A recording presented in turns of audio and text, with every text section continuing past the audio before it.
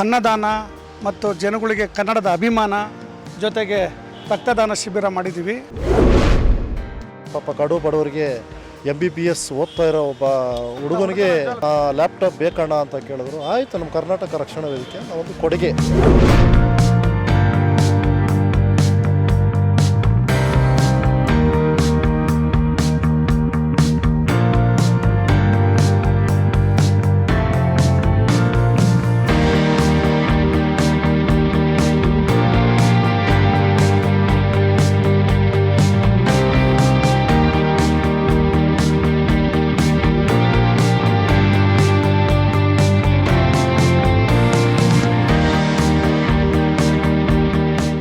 ಇವತ್ತು ನಮ್ಮ ಮೇಘನಾ ದಾಸ್ ಕಾರ್ಮಿಕ ಕಟ್ಟ ಅಧ್ಯಕ್ಷರು ರಕ್ಷಣಾ ವೇದಿಕೆಯಲ್ಲಿ, ಆಮೇಲೆ ವಿಶೇಷವಾದ ವ್ಯಕ್ತಿ ಸ್ನೇಹಿತರಂತ ಪ್ರಾಣ ಕೊಡ್ತಾರೆ, ಅದೇ ರೀತಿ ಕನ್ನಡಾಂಧ್ರನು ಪ್ರಾಣ ಕೊಡ್ತಾರೆ.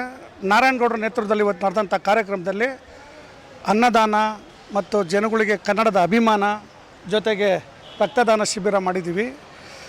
ಎಲ್ಲರೂ ಸ್ವಾರ್ಥ ಬಿಟ್ಟು ಕೆಲಸ ಮಾಡಿದ್ರೆ ಮುಂದಿನ ದಿನಗಳಲ್ಲಿ ಯುವಕರಿಗೆ ಒಳ್ಳೆಯ ಪಾಠ ಕಲಿಸ್ಬೋದು. ನಾವು ಇವತ್ತು ಎಜುಕೇಷನ್ ಅಂತಾರೆ, ಎಜುಕೇಷನ್ಗಿಂತ ಮಾನವೀಯತೆ ಮೌಲ್ಯಗಳು ದೊಡ್ಡದಾಗುತ್ತೆ. ದೊಡ್ಡವ್ರು ಹೇಳ್ತಾಯಿದ್ರು ವಿದ್ಯೆಗಿಂತ ವಿನಯ ಮೇಲೆ ಅಂತ. ಪ್ರತಿಯೊಬ್ಬರು ತಿಳ್ಕೋಬೇಕು, ವಿದ್ಯೆ ಅನ್ನೋದು ಒಂದು ಭಾಗ ಇರಲಿ, ಮಾನವೀಯತೆನ ಅದಕ್ಕಿಂತ ದೊಡ್ಡ ಭಾಗ. ಇವತ್ತು ಏನಿಲ್ಲಿ ಕೆಲಸ ಮಾಡಿದ್ರು ನಮ್ಮ ಮೇಘನಾ ದಾಸ್ ಮತ್ತು ಅವ್ರ ಸ್ನೇಹಿತರು, ನನ್ನ ಜೊತೆ ಇರತಕ್ಕಂಥ ಸ್ನೇಹಿತರು, ನಾನು ತುಂಬ ಧನ್ಯವಾದ ಹೇಳ್ತೀನಿ. ಅದೇ ರೀತಿ ಇವತ್ತು ನಿಮ್ಮ ಮುಂದೆ ಹಂಚ್ಕೊಳ್ಳೋಕ್ಕೆ ನೀವು ಟೈಮ್ ಕೊಟ್ಟಂಥ ವಿಷಯದಲ್ಲಿ ನಾವು ತುಂಬ ಕೃತಜ್ಞರಾಗ್ತೀವಿ. ನಾನು ಹೇಳೋದಿಷ್ಟೇ, ಪ್ರತಿಯೊಬ್ಬರು ಸ್ವಾರ್ಥ ಬಿಟ್ಟು ಸ್ವಾಭಿಮಾನಗಳಿಗೆ ಈ ನಾಡು, ನುಡಿ, ಜಲ, ಭಾಷೆಗೆ ಭಾಗವಹಿಸಿ. ಏನಂದರೆ ನಮಗೆ ಏಜ್ ಆಗ್ತಾ ಇರೋಂಗೆ ಮುಂದಿನ ಕಾಲಘಟ್ಟದಲ್ಲಿ ಯುವಕರು ಬರಲೇಬೇಕಲ್ಲ.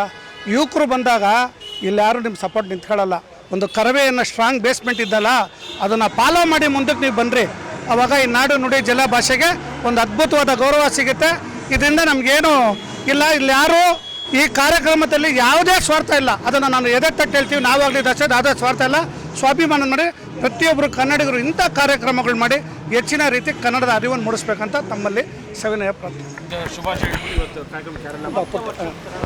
70ನೇ ವರ್ಷದ ಕನ್ನಡ ರಾಜ್ಯೋತ್ಸವದ ಶುಭಾಶಯಗಳು ಹೇಳ್ತಾ, ಇವತ್ತೇನು ವಿಜಯನಗರ ವಿಧಾನಸಭಾ ಕ್ಷೇತ್ರದ ಅತ್ತಿಗುಪ್ಪೆ ವಾರ್ಡ್ ಕನ್ನಡ ಜಾಗೃತಿ ಮೂಡಿಸುವಂಥ ಈ ಕಾರ್ಯಕ್ರಮ ಏನು ಮಾಡ್ತಾಯಿದ್ದೀವಿ, 9ನೇ ವರ್ಷ ಕನ್ನಡ ರಾಜ್ಯೋತ್ಸವ ಮಾಡ್ತಾ ಇರೋದು. ಪ್ರತಿಯೊಂದು ಕ್ಷೇತ್ರದಲ್ಲೂ ಪ್ರತಿಯೊಂದು ವಾರ್ಡ್ ಮಟ್ಟದಲ್ಲೂ ಈ ಕಾರ್ಯಕ್ರಮ ನಡಿಬೇಕು. ಸುಮ್ಮನೆ ನಾವು ಬೆಳಿಗ್ಗೆ ಇದ್ದರೆ ಎಲ್ಲೋ ಕೈ ಕಟ್ಕೊಂಡು ಎಲ್ಲೋ ನಿಂತ್ಕೊಂಡು ಬೇಡದಿರೋದು ಮಾತು ಬಿಟ್ಬಿಟ್ಟು ಇಂಥ ಒಂದು ಒಳ್ಳೆಯ ವಿಚಾರ. ಯಾಕಂದರೆ ಇವತ್ತು ಏನಂದರೆ ಹೊರಗಡೆಯಿಂದ ಸುಮಾರು ಜನ ಪರಭಾಷಕರು ಬರ್ತಾ ಇರೋ ಹಾವಳಿ ಆಗಿದೆ. ಇವತ್ತು ಏನಂದರೆ ಇವತ್ತು ಪ್ರತಿಯೊಬ್ಬರು ಕನ್ನಡ ನಮ್ಮದು ಅನ್ನೋದನ್ನ ಎಚ್ಚರಿಸ್ಕೊಂಡು ಇವತ್ತು ಬದುಕಬೇಕು. ಆದರೆ ಇವತ್ತು ತುಂಬ ಹೊರಗಡೆಯಿಂದ ಬರೋ ಜನ ಇವತ್ತು ಆಟೋ ಚಾಲಕರಾಗಿರ್ಬೋದು, ಯಾರೇ ಕೇಳಿದ್ರೆ ಕ್ಯಾರೆ ಜಾರೆ ಅನ್ನೋ ಥರ ಪರಿಸ್ಥಿತಿ ಆಗ್ಬಿಟ್ಟೈತೆ.